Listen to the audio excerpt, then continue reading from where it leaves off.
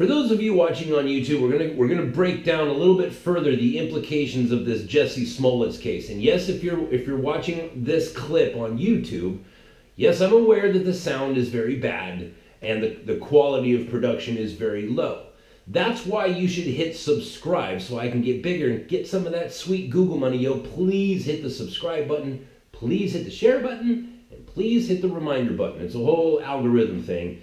And if you want to support the show with money so that I can buy a microphone and buy some padding for the walls to absorb some of this sound, you can do that at paypal.me/archavocate. Paypal.me/archavocate. It's in the show notes below. And if you want to hear the entire podcast, it's down below in the show notes. So please, if you're more into podcasts than you are into YouTube versions of a podcast, when you go to that link, hit subscribe over there as well. Now, Jussie Smollett. Again, you might be thinking, guys, I got a lot of comments yesterday on yesterday's show talking about Jussie Smollett. And on the intellectual dark webs page on Reddit, that all of Jordan Peterson and the Weinstein brothers and Dave Rubin, those are all still bedwetting leftists. Right? Those aren't liberals. I think Dave Rubin is more akin to a classical liberal, but his following is not. Those are leftists. And I got a lot of comments from those people as well. And they were saying, oh, it's just one dude. It's just one instance. This doesn't address the fact that there's real racism and blah, blah, blah. Okay, that's not true. And I'm going to make the case why. And there is a deeper conspiracy here. And I'm going to get all the way home on this one. Jussie Smollett. Now, on its face, Jussie Smollett's reported a hate crime falsely for the purpose of being in the news and bringing attention to himself as he was on his way out of the whatever TV show he's on. And again, you know, some people are, I look, before, I don't know, 3 weeks ago, never heard of the guy. I never heard of this guy before. I'm sure there's a lot of people who have. I think I speak for most of us. Until like 3 weeks ago, never heard of him. Now, since this has been in the news, there have been a number of things exposed, and there is no attention being paid to some of these things that I'm seeing. So I'm going to explain it to you. Now, Jussie Smollett was in a picture with both of the Obamas, right? Barack or Barry and Mike, his husband. Michael. Jussie Smollett is in a picture with the President of the United States and its spouse. Now, President Obama was president over 2 years ago. And I don't know how long ago this picture was taken, but it had to be more than 2 years ago. So why is it that this guy that I've never heard of, standing in a picture with the President of the United States? Did he do something? Did he accomplish something? It's different if it's like the most famous black woman ever, like Oprah Winfrey. It's different if it's Ellen DeGeneres who's on TV. It's different if it's Tom Brady or Kobe Bryant or, I don't know, you know, like a famous musician or something like that. This is a guy that's like, most of us up until 3 weeks ago, never heard of you. How is it that you ascended to such an honorable place where you got to stand in the same room with the leader of the free world? Do you understand that? Like, in this day and age of social media, we've kind of lost perspective of like who important people are, right? If you're, you know, like, you don't get to hang out with the Prime Minister of England, Theresa May. You don't get to hang out with Angela Merkel or Benjamin Netanyahu, and you certainly don't get to hang out with whoever is the current president of the United States. And you want to know why? Those people are incredibly busy. Incredibly busy. So why is it that, what was it that this man did that got him into a position where he got to be in a photo op with the leader of the free world? put a pin in that and let's skip forward a little bit. He's also been in pictures with Kamala Harris and also in pictures with Cory Booker. Now, what do these people all have in common? Well, there's the fact that they're all Democrats, right? There's the fact that they're all black, right? Well, Kamala Harris technically, no, she's not. But, you know, there's those things. But what else? What else is there? Now, I want to pose this to you, and I really want you to think about this, because there's a purpose for everything.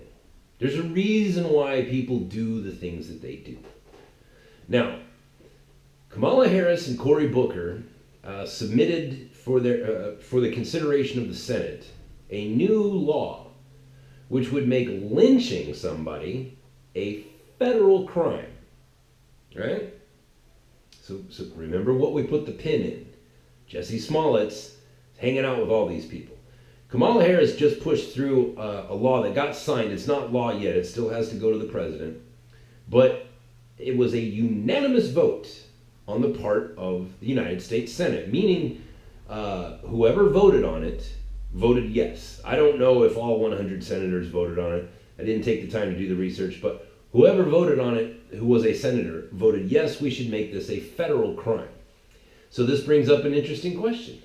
What is lynching? What is a lynching?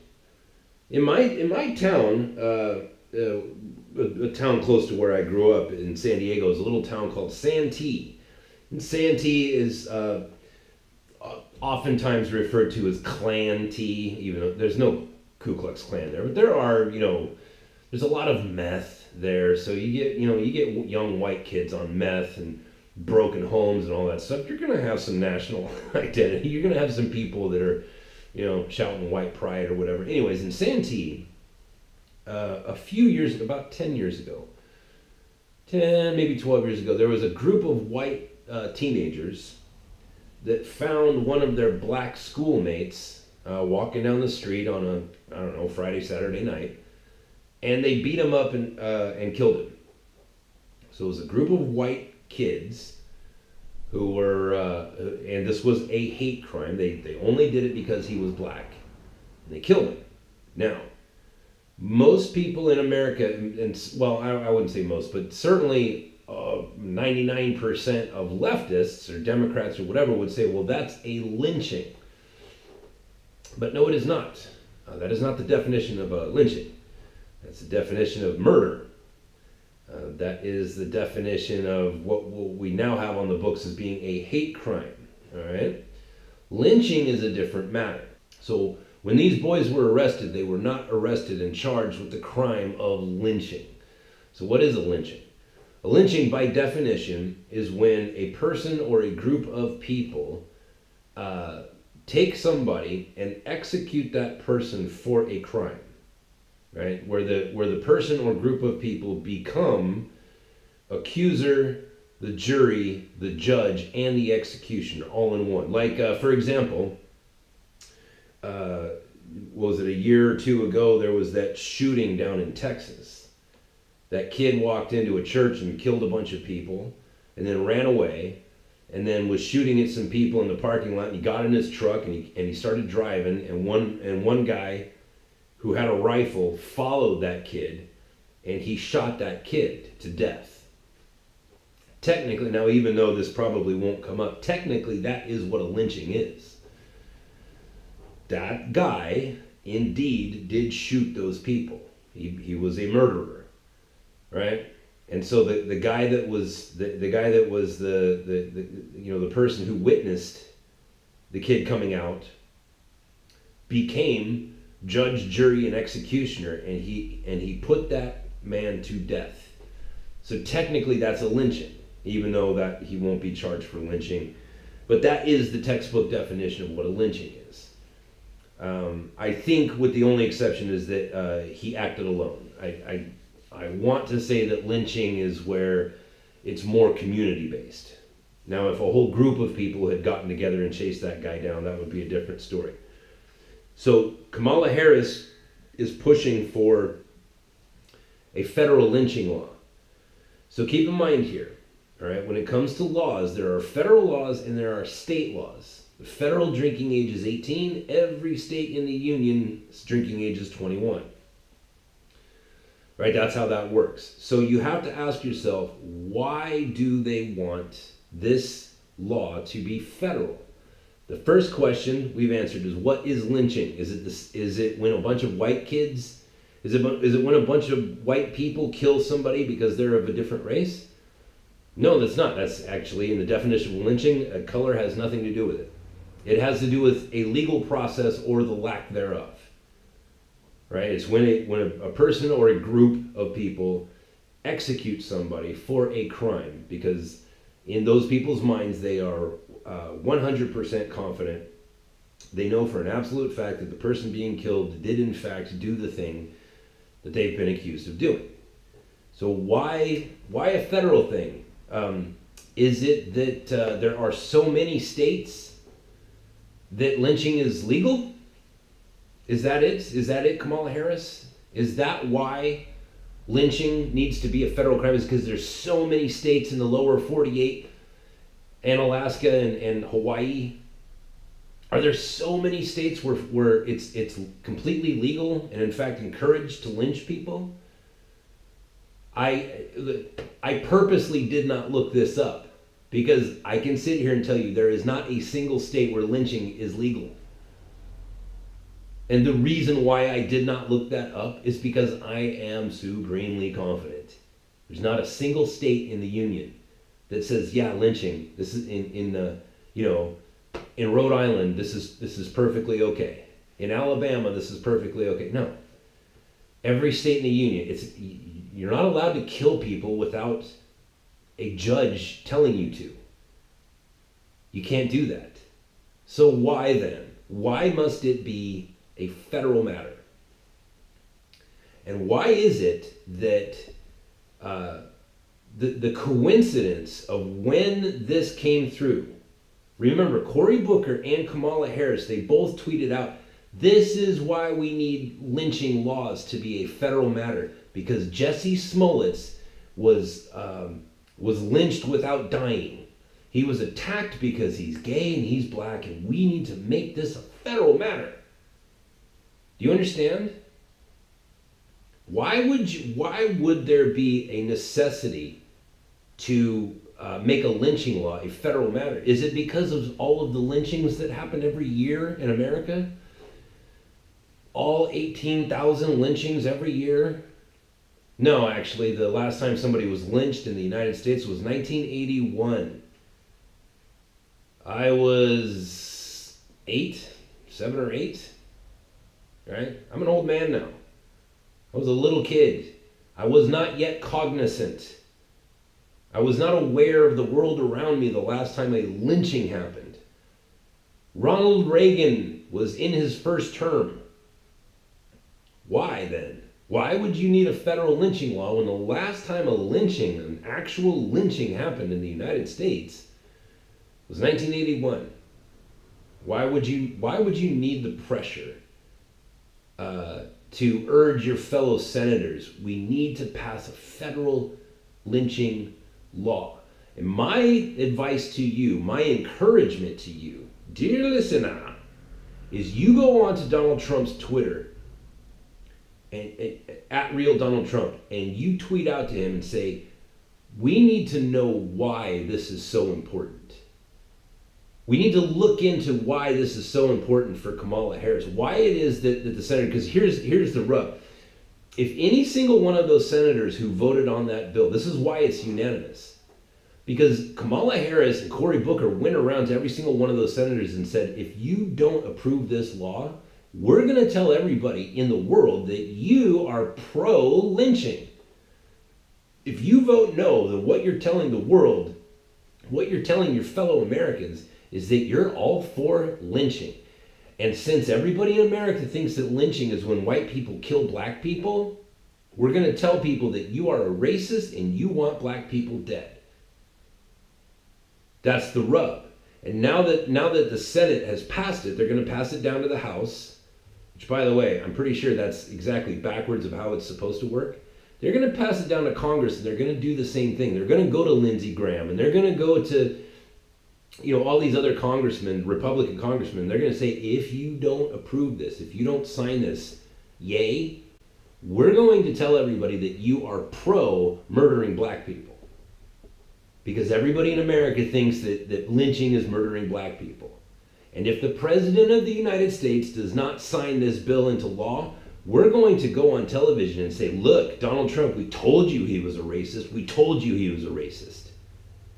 There's going to be that pressure. So I want you to contact Lindsey Graham. I want you to contact Trey Gowdy. I think he's still a sitting congressman.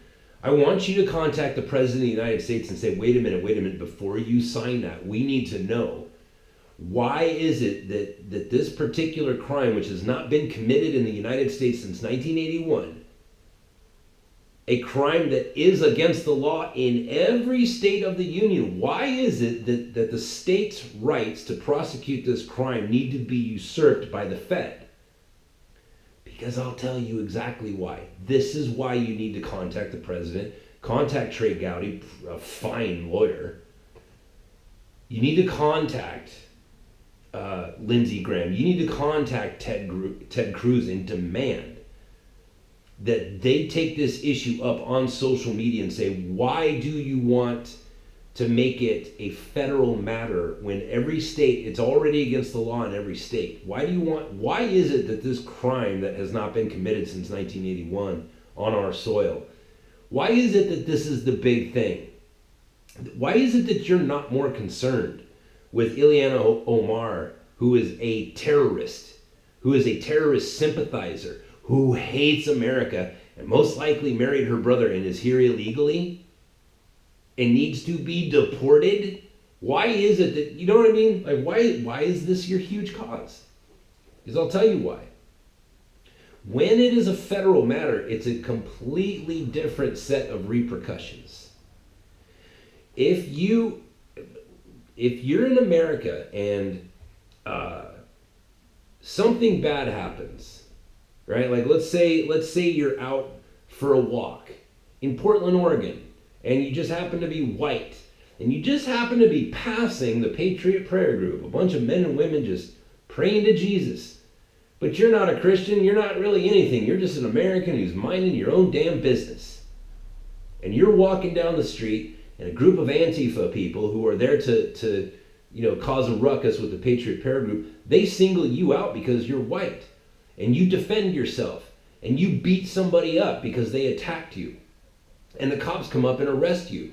And they say, oh, this was a lynching. Because that person that you beat up, just so happens that person's black. Congratulations. Now you're facing federal time. You say, well, what's the difference? Prison is prison. Oh, no. No, if you're in your neighborhood and you're a tweaker and you steal a car, you get caught, you go to jail, you go to county, right? If you steal a car and you drive it into a different county and sell it for parts and that, then you get caught. Well, that's trans county, so now you go to state prison. And if you steal a car and you drive it across the state lines and you drive to Winslow, Arizona, and you sell that car in a different state, now it's federal. Now you do federal time, right? You go to Leavenworth. Very different consequences. Very different judges, very different approaches to the law. The reason why these people want to make this a federal matter, and the reason why they've taken Jussie Smollett and encouraged him. Hey, Jesse, you're an actor. Hey, Jesse, it's Barack here. Remember your old friend Barack, who was in a picture with you and me and my wife? Like, we're all friends here. Hey, Jesse, it's Kamala Harris. Remember that time you came to my march and we were in that picture together? Hey, Jesse, it's Corrie Booker. Listen, we've got to get this Donald Trump guy. This guy that you went on TV and said, I go hard after the president. I go hard. God, how gay and creepy was that? I go hard after the president. Hey, Jesse, if you want to go hard after the president, what you need to do is get a couple of your actor buddies. We need to stage a hate crime. Because once this hate crime is done, we're going to take to social media and we are going to pressure other senators to pass this anti-lynching law. That way we can get back at the white people. Do you understand? Do you see the connection between all this? Jussie Smollett is their friend. And here's another thing too. You might be sitting there like, oh, Pete, you're going crazy. Am I going crazy? Are these absurd thoughts? Let me ask you this. What would have happened if when Jussie Smollett lodged that complaint with the Chicago Police Department, and they took senior detectives and put them on the case? What would have happened if by some crazy sequence of events that those fine detectives had a reason to believe that they had found two white people that were in that neighborhood and therefore become people of interest in that case? What if there was a case of mistaken identity and two white men had been erroneously put onto a list of people of interest? Would Jussie Smollett had continued on with his lie? Would, for the sake of his story, would he have continued to escalate and say, yes, officers, in fact, I do recognize those people. Those are the people who assaulted me, called me a nigger, poured bleach on my face, and put a noose around my neck. Those are the hateful white people that in fact attacked me. Do you think he would have done that? I mean, it's purely speculation. Oh, wait. There's a little thing called precedent. Remember just about a year ago, there was a lady from Northern California who wrote a letter to Dianne Feinstein and said, hey, by the way, in the early 80s, Brett Kavanaugh, he sexually assaulted me. Not rape, he sexually assaulted me. I don't remember when, I don't remember where, I don't remember how, I don't remember anything. All I know is I don't like that guy. I'm willing to say that he assaulted me. And when it came time, when they finally said, okay, lady, we're going to give you your day in court. We're going to bring you to Washington, D.C. She said, whoa, whoa, whoa, this is getting way too real for me. This is getting too real for me. I'm not willing to go onto a stand and lie about a man and try to destroy his life in front of everybody. I might get found out. But the Democrats said, no. Just come on. You're going to get $1 million in a book deal. You're going to be on Oprah. This is going to be great. She said, no, I don't want to come. Just tell him I'm afraid of flying. Well, are you afraid of flying? No, I fly all the time. I fly all the time. I have flown to Australia. I have flown to Hawaii. I love flying. I do it all the time. Just tell him I'm afraid of flying and that'll get me out of it. And they said, oh no, you see, there's records of flights. You can't use that. You're going to have to come. And she did. She went all the way to Washington. And she sat there with that smug grin on her face and accused an innocent man of a crime. People, sexual assault is a crime. And she accused an innocent man of that crime. And she rode that wave until that wave crashed. Would Jussie Smollett have done the same thing? What if there was two boys? What if it was you? What if it was me? I have two sons, both of which are under the age of 2. What if it was me? And I just so happened to be walking down the street at 2 o'clock in the morning with my buddy in Chicago. Just, I don't know, leaving a prayer meeting that went pretty late. By the way, that's been known to happen quite a bit. Who knows? Enter your example here. I'm just walking down the street, minding my own damn beeswax with my buddy. And 3 days later, Chicago PD comes knocking on my door and says, hey, is this you on the camera? Oh, yeah, that's me. Who did you vote for last president? I voted for Trump. You're under arrest. Oh, geez. Okay, all right. So I go down, I go to the police department, because I know for a fact that I didn't beat anybody up. The truth will set me free. I'm fine. They fingerprint me, right? I have to go through the embarrassment. I have to spend the night in jail, wait for the processing. Then I get out the next day, I go home.